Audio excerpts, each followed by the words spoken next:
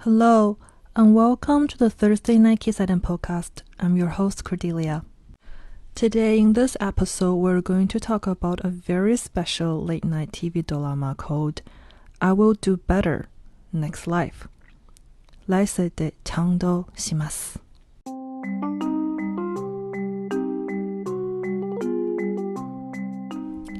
I Will Do Better Next Life.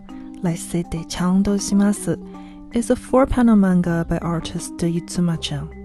After being published in 2018 as a one-time only work in the 5th issue of the Grand Jump, which is published by Shueisha, it gained great success and has been serialized the same magazine since then. This manga discussed liberations and sexual diversity. The story focuses on Momoe Omori, who works as an employee at a CG company called Studio Delta. Depicts her pure and lovely appearance, her private life is actually a bit chaotic. She has 5 different friends with benefits, who she refers to as Mr. A to Mr. E. Mr. A is Moe's favorite, but being together is kind of impossible for both of them. Every weekday night, Momoe spends time with one of them, from Monday to Friday. Even though there are many men around her, Momoe still feels distressed and odd as she cannot truly be serious about relationships. Momoe has 4 other colleagues with all different personalities and also different issues. One of them is Ken Masuda, who is a ikemen, in other words, super good-looking boy. By the way, this is somehow off the topic, but the fun fact is, if you Google ikemen in Google, the first photo that shows up is Ryusuke Yamada, the center from the Heisei Jump. So Masuda just, like Momoe, exactly the same, is also popular in various dating markets. And another person, Ume-chan, Ume Takasuki, who is A0, loves BL and doesn't understand anything about real-world relationships. Another colleague named Matsuru Hayashi, who is a muscle man and only loves cute, inexperienced girls, but has no luck in the dating pool. However, he falls in love or enters a weird relationship phase with a trans girl named Naki. And their boss, Toaru Hiyama, is also a manga artist on the side and falls in love with a Miss Soap employee named Kokoro-chan, which is doomed to have no result. So, basically in this life, all of them are struggling with something. Mostly relationships, or on the topic to search for love. So can we say that they all messed up a bit? I think so, but at the same time, don't want to do much about the situation? Yeah, I would agree. In this life, none of them can do it well, so just let it be. And I believe that's the reason why they're hoping to be good or better in the next life as the title. Each season's opening, the 5 of them dress up as a racket band, play music and sing songs, which I have to say is super cute. This is a great series and I personally love it a lot.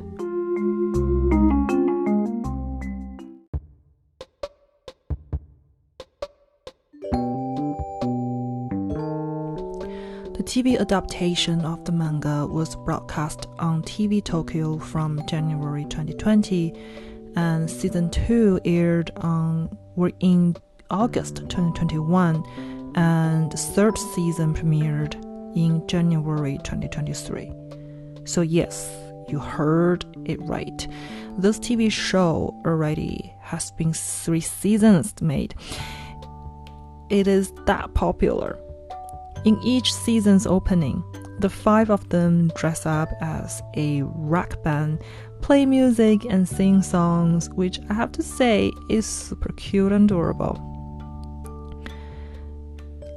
It is a great TV theory, and I personally love it a lot. It's not only because it discussed the liberation and the sexual diversity, but it also showed a lot of discussed the topic that most of the other TV won't openly talk about.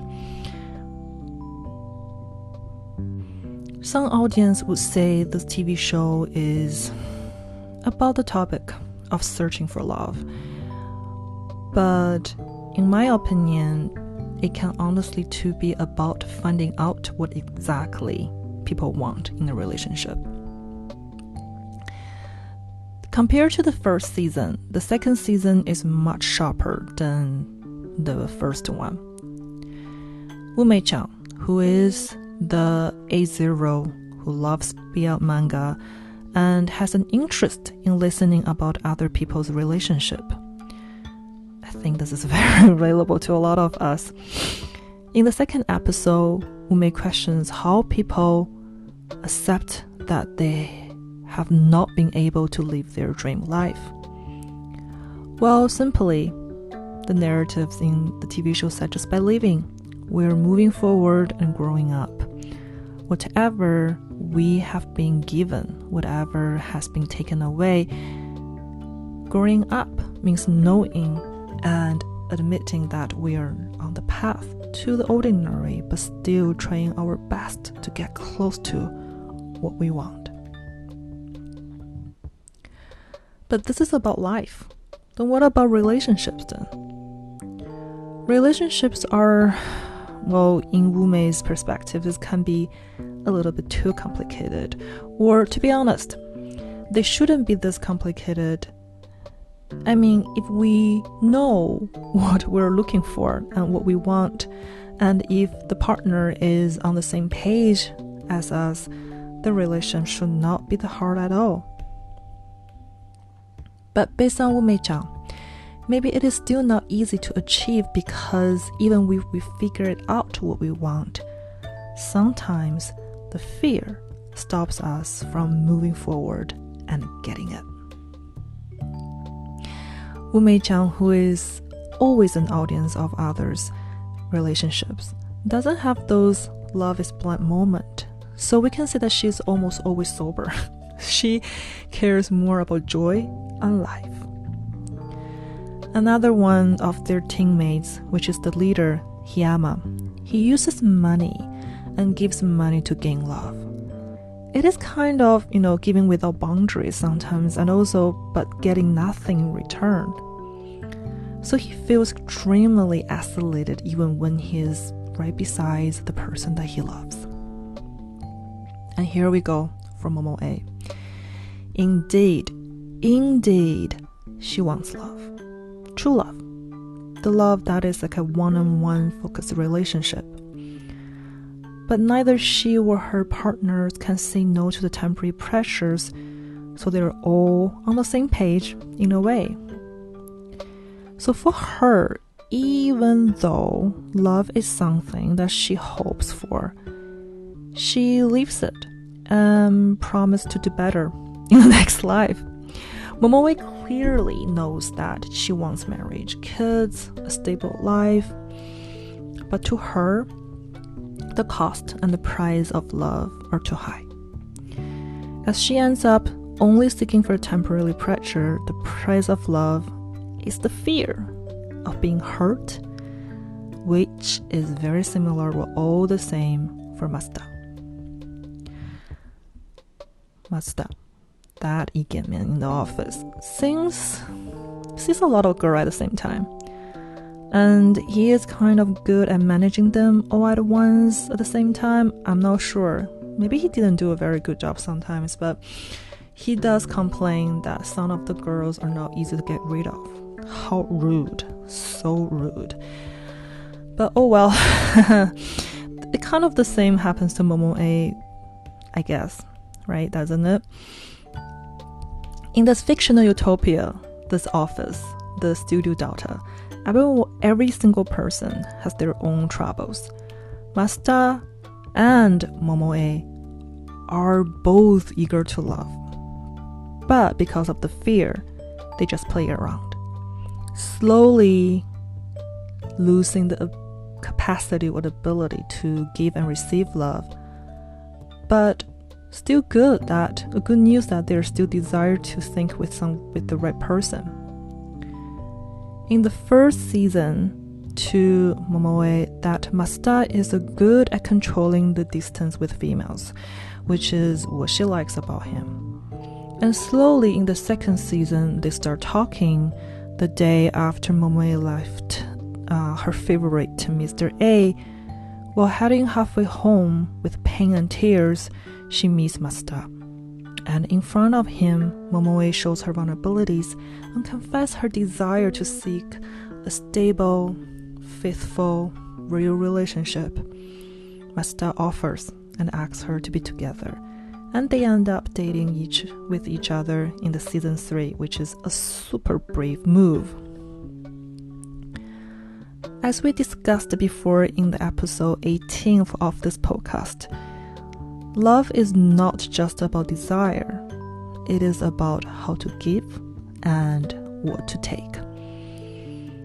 And the first step to love is to love ourselves. So when Masta and Momoe meet, they start liking themselves more.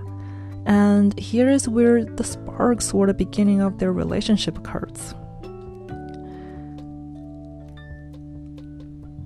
And for Hayashi, that muscle man, he is totally experiencing something different from others, but also on a similar topic of fears.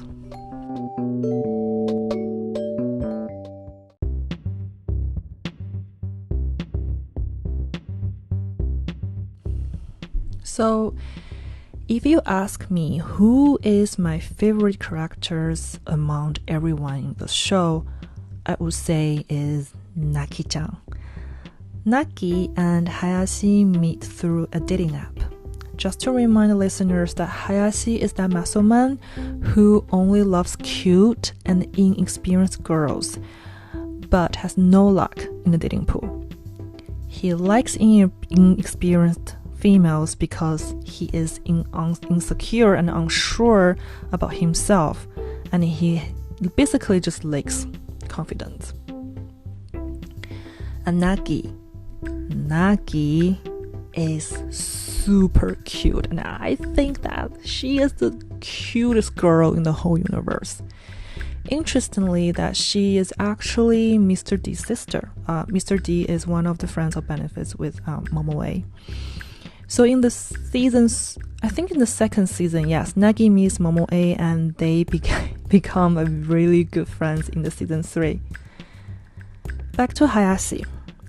Hayashi didn't have Nagi's background, but he falls in love with her at the first sight.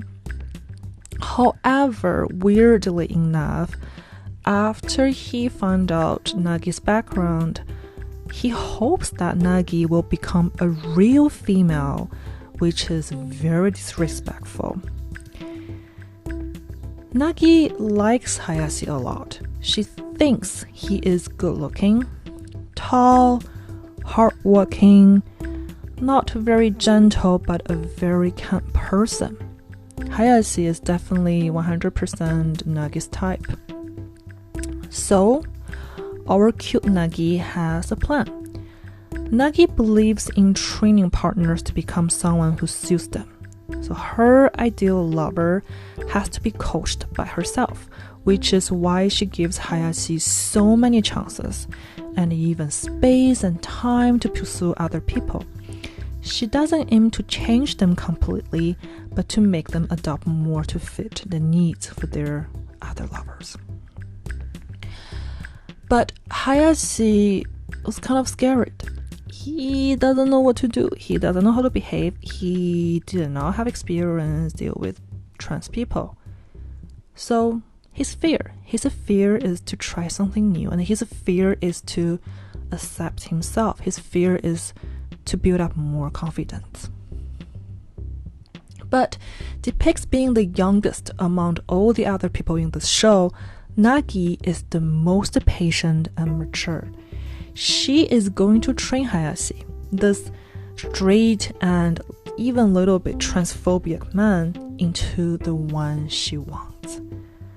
Nagi not only creates space for Hayashi to grow, but also provides a safe space for Momoe to be open to be herself and develop this into a great epic friendship.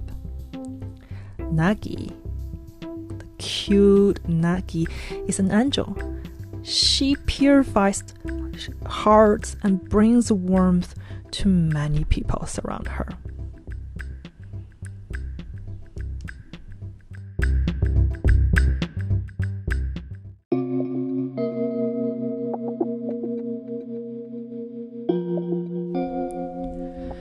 Enjoying the story and the script itself and celebrating the sexual diversity but not judgments will bring a lot of fun to watch this TV show. There is no way for people to fully understand each other. The wall of hearts and projections are real, super real. But that's why we're all independent individuals, isn't it? But at least listening and experiencing will bring more understanding and inclusiveness between people and groups. This can be seen in someone like Nagi, who can provide a safe space no matter where she goes. So by the way, just my personal opinion, because Momoe kind of ended up dating Matsuda, I found that Matsuda is very similar to her favorite Mr. A in many different ways. So maybe this is the reason why he can walk into Momoe's heart. Who knows, right? But anyway, I hope you enjoyed this episode, since neither the book or the TV show is available in English. Any dialogues mentioned in this episode was translated from Japanese by me. This episode is edited by Grace and written by me, Cordelia. I will talk to you soon in our next episode.